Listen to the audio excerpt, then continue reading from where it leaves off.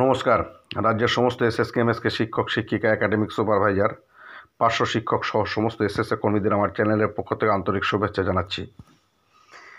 আমি গত দিনের ভিডিওতে বলেছিলাম যে ইপিএফ সংক্রান্ত বিষয় নিয়ে পরবর্তী ভিডিওতে পুঙ্খানুপুঙ্খ আলোচনা করব।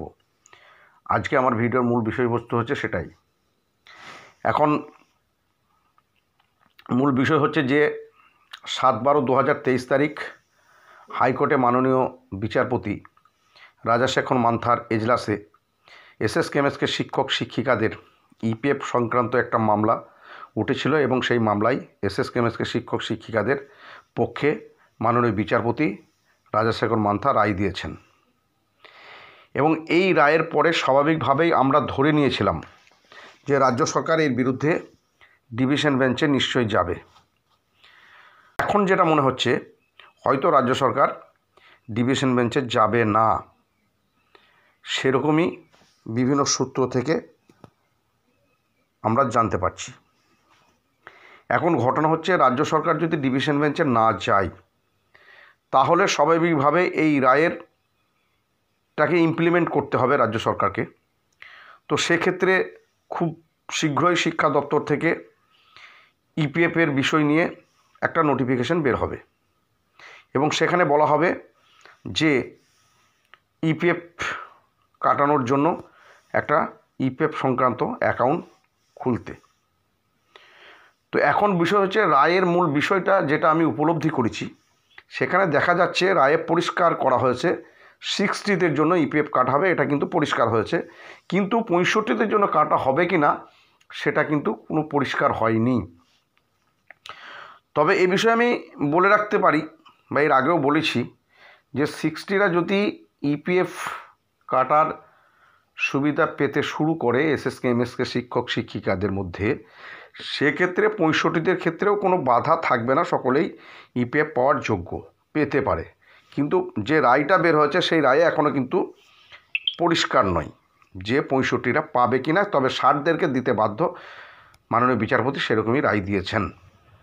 এখন প্রশ্ন হচ্ছে 60দের যে ইপিএফ কাটা হবে, আমি আজকে আলোচনাটা মূলত 60দের নিয়েই করতে চাইছি, কারণ অনেকে ফোন করছেন, বিভিন্ন হোয়াটসঅ্যাপ গ্রুপে কয়েকদিন থেকে তোলপাড় চলছে, তাই এই ভিডিওটি পুঙ্খানুপুঙ্খ দেওয়া প্রয়োজন মনে করলাম, তাই ভিডিওটি আমি আপলোড করছি।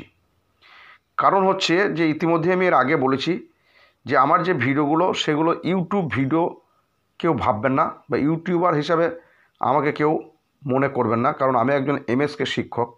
তাই এসএসকেএমএসকে শিক্ষক শিক্ষিকাদের বিভ্রান্তি দূর করাটাই হচ্ছে আমার মূল লক্ষ্য এবং সেক্ষেত্রে আমি বারবার সেই চেষ্টা করে গেছি, তো আজও সেটা করার চেষ্টা করছি।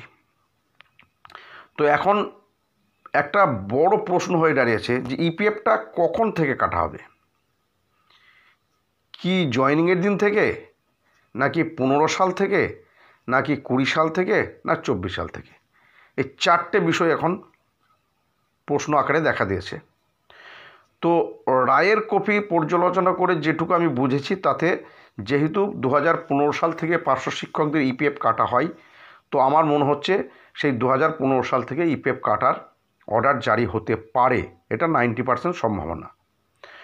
তো যদি 2015 সাল থেকে ইপিএফ কাটার অর্ডার জারি হয়, সেক্ষেত্রে আমি বলবো যারা 2025 সালের পরে রিটায়ারমেন্ট করবেন, অবসর নেবেন, তারা এই ইপিএফের সুযোগ অবশ্যই নেবেন বা নেওয়া উচিত। সেক্ষেত্রে তারা লাভবান হবেন, কারণ 10 বছর সেখানে ইপিএফ কাটা হলে তারা পেনশন পেতে বাধ্য।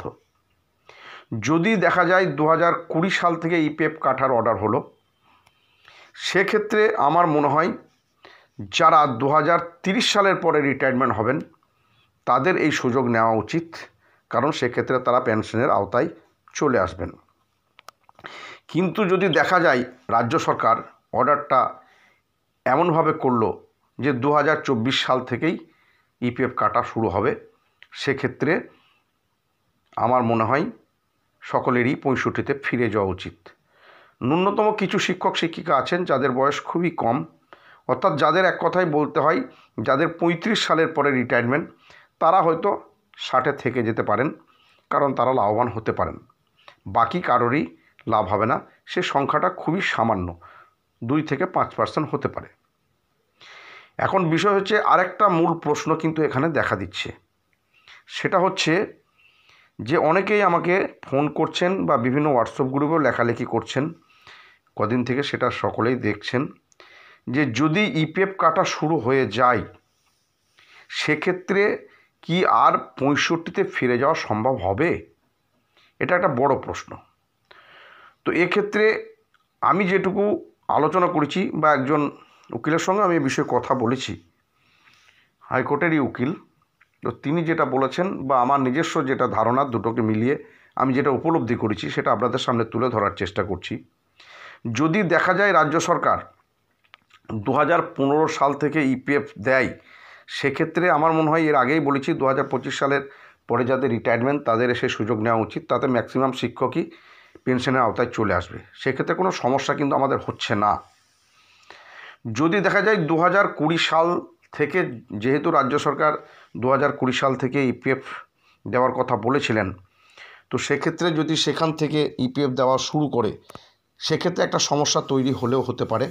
কারণ যেহেতু ইপিএফ দেওয়া শুরু করছে সরকার, সেক্ষেত্রে আমরা যে অর্ডার গ্রহণ করেছি, যারা 60 অপশন গ্রহণ করেছেন তারা কিন্তু 2020 সাল থেকে ইপিএফ পাবো এই চিন্তাভাবনা করেই তারা 60 অপশন গ্রহণ করেছেন। সেক্ষেত্রে হয়তো 65-তে ফিরে যাওয়ার রাস্তাটা কিছুটা হলেও বন্ধ হওয়ার সম্ভাবনা থাকছে। কিন্তু যদি 2024 সাল থেকে রাজ্য সরকার ইপিএফ কাটার ব্যবস্থা করে সেক্ষেত্রে সকলেরই সুযোগ থাকবে 65-তে ফিরে যাওয়া। কারণ রাজ্য সরকার যে অর্ডার জারি করেছিল সেই অর্ডারে বলা হয়েছিল 2020 সাল থেকে ইপিএফ দেওয়া হবে, অর্থাৎ 2020 সাল থেকে পার্শ্ব শিক্ষক হিসাবে তাদেরকে গ্রহণ করা হচ্ছে এবং পার্শ্ব শিক্ষকদের সমান সুযোগ সুবিধা তাদের দেওয়া হবে। সেক্ষেত্রে 2020 সাল থেকে ইপিএফ দিতে বাধ্য। তো সেই 2020 সাল থেকে ইপিএফ দিলে সেখানে হয়তো 65-তে ফেরার ক্ষেত্রে একটু সমস্যা হতে পারে। অনেকেই ভাবছেন ইপিএফ শুরু হয়ে গেলে আর 65-তে ফেরা যাবে না। এটা সম্পূর্ণ ভ্রান্ত ধারণা। কারণ আমি যে উদ্দেশ্য নিয়ে 60 অপশন গ্রহণ করেছি এবং রাজ্য সরকারের অর্ডার মতো সেই উদ্দেশ্য যদি আমার সফল না হয়, তাহলে আমি সেই রায়ের বিরুদ্ধে আমি কোর্ট কেস করতেই পারি। এক কথায় 2020 সালের পর থেকে যদি ইপিএফ কাটা শুরু হয় সেক্ষেত্রে আমার 65-তে ফেরার রাস্তা পরিষ্কার খোলা থাকছে, কোনো সমস্যা হবে না বলেই আমার ধারণা। এবং আমি হাইকোর্টে একজন উকিলের সঙ্গে কথা বলেছি, হ্যাঁ, তিনিও বলেছেন এটা খুব সঠিক, অবশ্যই সেটা করা যাবে এবং 65-তে ফেরার ক্ষেত্রে কোনো সমস্যা হবে না। তিনি এটাও বলেছেন যদি ইপিএফ কাটা শুরু হয় সেক্ষেত্রে যারা ইপিএফ গ্রহণ করবে না তারা যদি কেস করে সেক্ষেত্রে তাদেরও ফেরার ক্ষেত্রে খুব একটা সমস্যা হবে না। যাই হোক, ভিডিও অনেক বড় হয়ে যাচ্ছে।